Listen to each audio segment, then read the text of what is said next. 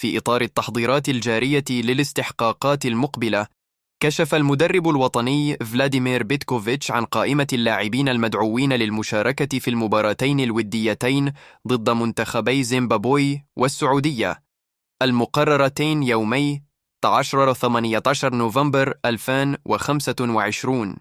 في حراسة المرمى: أسامة بن بوط، أليكسيس قندوز ولوكا زيدان. في خط الدفاع: ريان آيت نوري، مهدي دورفال، رجام، بلعيد، بن سبعيني، شرقي، عيسى ماندي، توقاي، والوافد الجديد إلياس بن قارة القادم من بوروسيا دورتموند. في خط الوسط: إسماعيل بن ناصر، ياسين تيطراوي، راما الزروقي، زرقان، حسام عوار، هشام بوداوي، فاروق شعيبي، وقبال. في الهجوم: رياض محرز، مازا، حاج موسى، بغداد بونجاح، وعمورة، والوافد الجديد منصف بكرار.